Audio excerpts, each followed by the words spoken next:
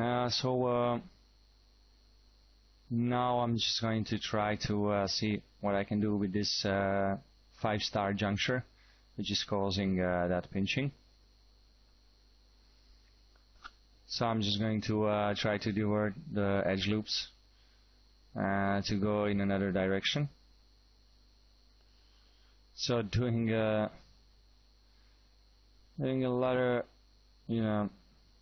welding up and just trying to create new edge loops. And it's just kind of a exploratory process, so to say. Just thinking about it, trying out different solutions,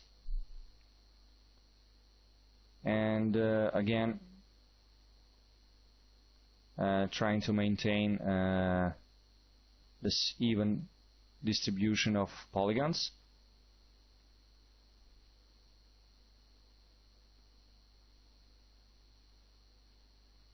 And with a little bit of tweaking, we're kind of starting to get something there.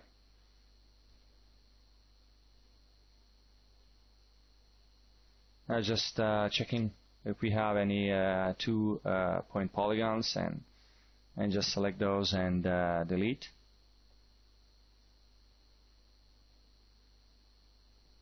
So yeah, this is a good example how you can, kind of change things up. And now we see here that we can also do a bit more tweaking. But now we see that the pinching is basically gone. Again, these 5-point stars are difficult to remove from the topology. They're really just necessary at certain junctures. And yeah, as long as you can minimize their effect, that's okay. So I'm already thinking about adding some new edge loops here, because we have a, what's that, 6-point polygon, just won't go. So we have to fix that as well.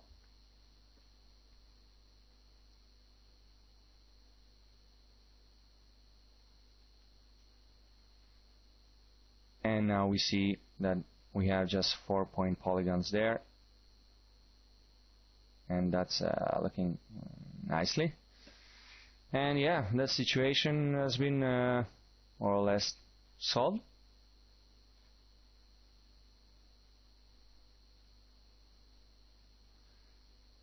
And now just add one more edge loop here using the Benzo Pro. And then we really have something.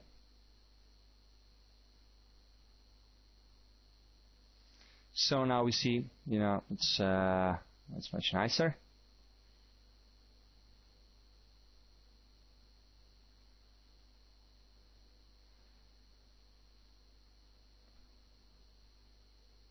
And I'll just kind of move things around a little bit. As I already said, this part of the modeling process is just kind of refining our cage, our model cage, and kind of tweaking the form, exploring the shape.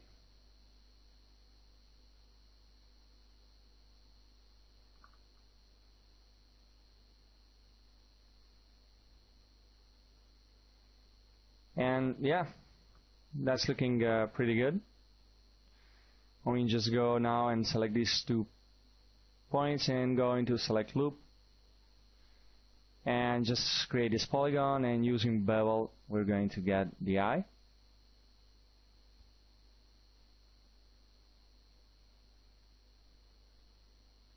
And just edit it a little bit in the top view to get a nice curvature. And then just fill up this hole, and these are all nice 4-point polygons.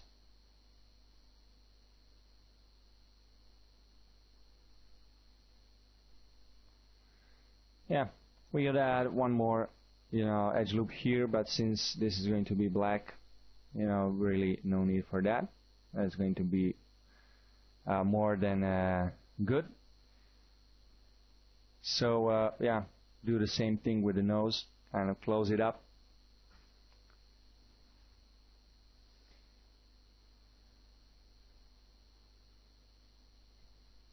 And close this up to have just 4-point polygons.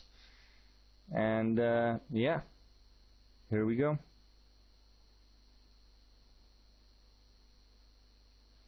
The next thing that we're going to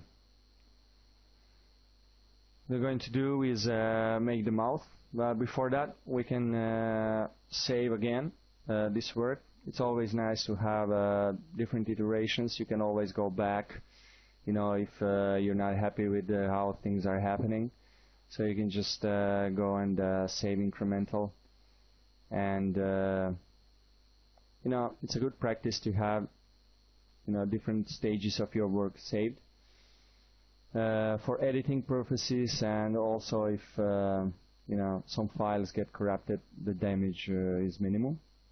So I make it a habit of saving as many iterations as I can remember to save while working.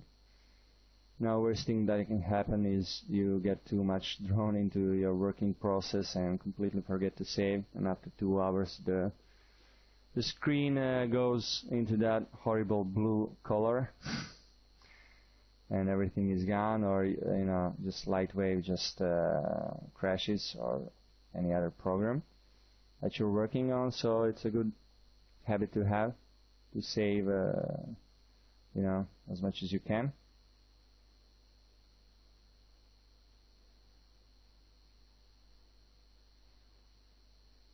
So just kind of creating that shape that we want to have for Jack's head.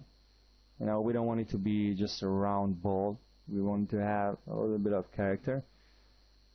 So yeah, each one of you, can tweak the head a little bit to how you want it to look. And the next thing, of course, the next natural thing to do is close up the mouth. And this we can do with just pressing a hotkey for extrude, and then just stretch things in like that. And yeah, we can see what we have.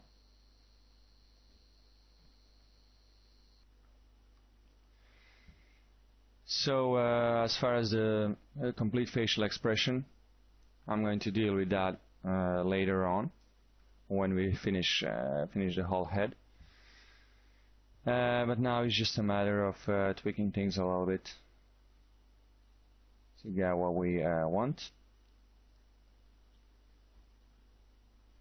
And just to see how it all looks, again, I'm just placing these points to be 0 on the x-axis, so I can mirror and have everything welded together. And yeah, looking nice. So it's just matter of a little tweaks here and there.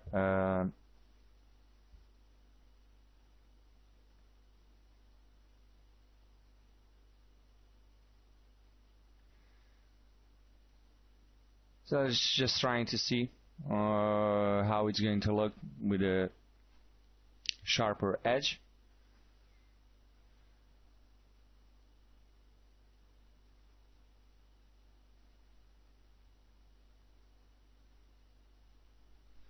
So yeah, we can always do this, adding these sharp edges at the end, because it's much easier to edit without these close edge loops. When you have these divisions to make things sharper, they need to be really close. Edge loops need to be really close to each other. And this you can always do at the very end if you feel, the need for it. And of course, one of the main reasons why I mirror things like this is to get an idea of general shape of the head, and kind of wanted it to be a bit more rounder. And this really you can see best once you mirror.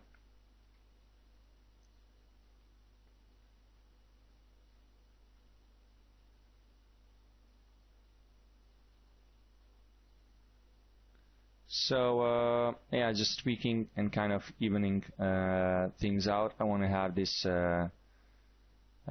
these polygons in the mouth to be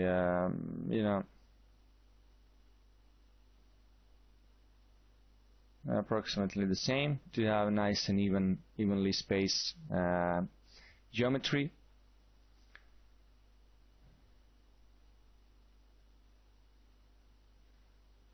So just playing with the edge loops, trying to find the best solution for the mouth area.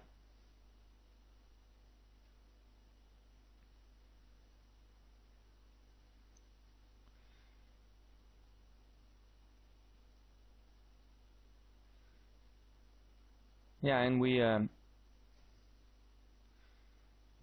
got away with that one. Usually when you have 3-point polygons, it's not going to work out so well. I will see, if I'm going to keep that at the end. I really don't like these 3-point polygons. So it's just a matter of a quick fix to turn it into a 4-point polygon. And now this, of course, requires some adjustment that, propagates through the whole model. Just kind of evening out geometry. So we have, nice and evened out spacing of the polygons. This will guarantee for us to have nice and smooth surface when we subhatch.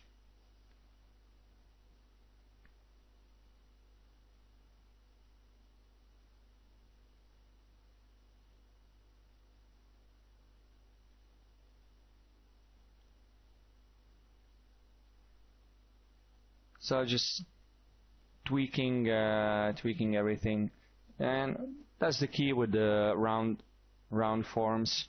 You really want to have a look at them from all angles to see what's happening, if you have any pinching, if you have any bulging or something like this when you turn into subhatch, and just kind of going through those surfaces and evening everything out.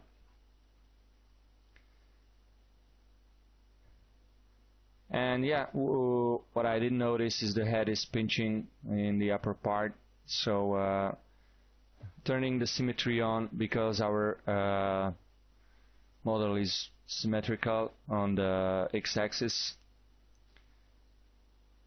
really speeds things up and allows us to work on both sides and immediately see how everything is going to look, because just working on one half, it's very difficult to notice these things.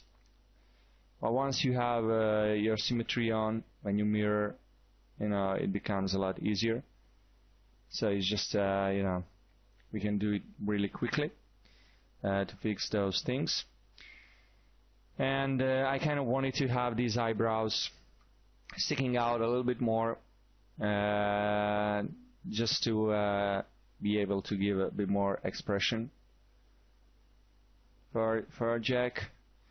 And here what I'm doing is, one side I'm adding these extra edge loops and the other I'm not adding, just to see how it compares one to another. And it, there's no like a fast set rule for this. It's just a matter of preference. Do you want these do you want those edges to be sharper or not?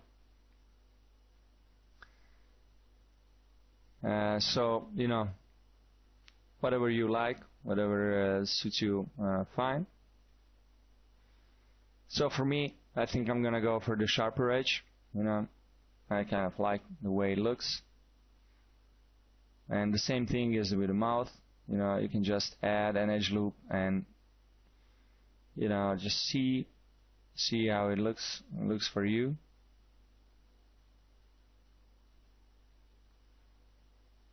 And yeah, that's what we have, and it's a perfect spot to save your work, and you can make the decision for yourself whether you want those edges to be sharper or not.